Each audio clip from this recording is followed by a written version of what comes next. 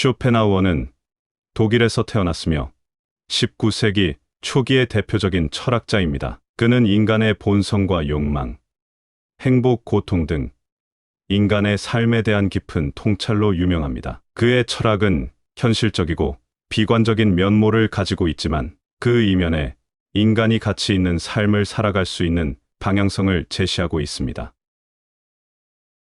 이성적이고 사회적인 동물의 행복과 불행은 그가 느끼는 것이 아니라 그가 행하는 것에 달려 있다. 마치 그의 미덕과 악덕이 느낌이 아니라 행동에 있는 것과 같다. 행복과 불행은 사람이 느끼는 것에 근거하는 것이 아니라 오히려 사람이 하는 일에 근거한다. 즉, 우리의 행동은 삶의 전반적인 건강과 만족도에 지대한 영향을 미친다. 또한 미덕과 악덕은 감정이나 느낌에서 나타나는 것이 아니라 우리의 행동에서 비롯되는 것이다. 악은 단순히 악하다고 느끼는 상태가 아니라 도덕적인 원칙에서 위배되는 행동을 했을 때 비롯된다. 이처럼 진정한 행복과 미덕은 사람의 감정이나 내적 경험에만 의존하지 않는다. 오히려 우리가 세상에서 어떻게 행동하는지에 달려 있으며 선을 행하고 사회적으로 통용되는 도덕에 맞춰 행동하는 것이 진정한 행복을 얻는 방법이다.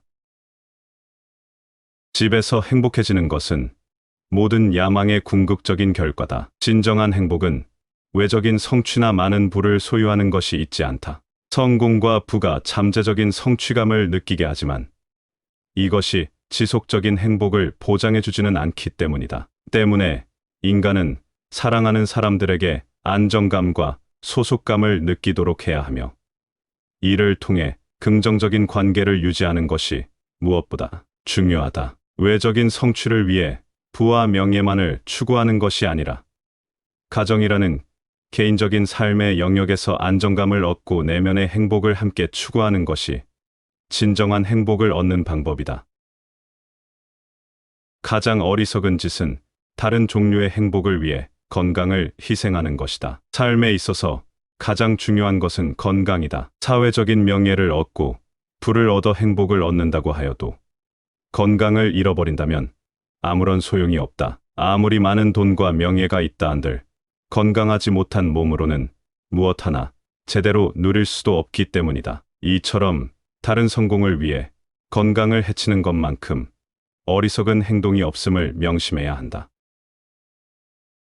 가장 행복한 삶은 우리 안에 있는 최고의 것을 지속적으로 훈련하고 교육하는 삶이다. 진정한 행복이란 단순히 외적인 쾌락을 추구하거나 물질적인 소유를 축적하는 것이 아니다. 부와 명예와 같은 외적인 요소와 더불어 자신의 성장을 위해 자제력을 기르고 올바른 자아를 생성하기 위해 지속적인 노력과 교육이 필요하다. 외적 성장과 내적 성장을 함께 추구하는 것이 진정한 행복을 위한 길이며 어느 한쪽으로 치우치면 안 된다.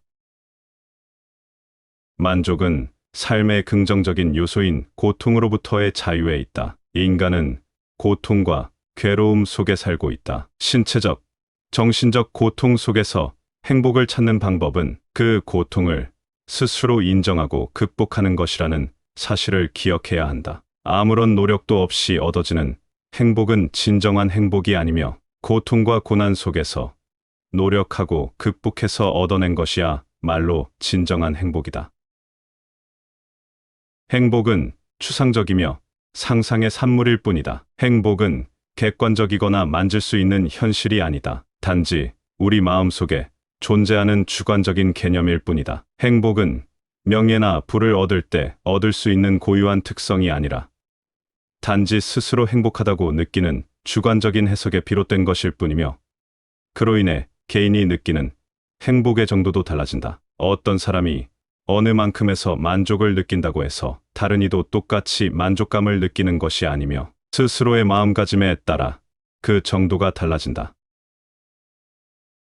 인간 행복의 가장 큰 적은 고통과 지루함이다. 신체적이든 정신적이든 고통과 지루함은 우리의 행복을 방해할 수 있는 피할 수 없는 요소다. 고통, 실망, 상실, 그리고 신체적인 질병과 같은 고통은 괴로움을 불러오고 지루함은 어떤 목표를 향해 나아감에 있어 자극을 받지 못하거나 성취되지 않았거나 혹은 목적이 없다고 느낄 때 생겨난다. 따라서 인간은 고통과 지루함을 인정하고 그것을 극복했을 때 진정한 행복을 알게 되며 훨씬 더 건강한 삶을 살 수 있게 된다.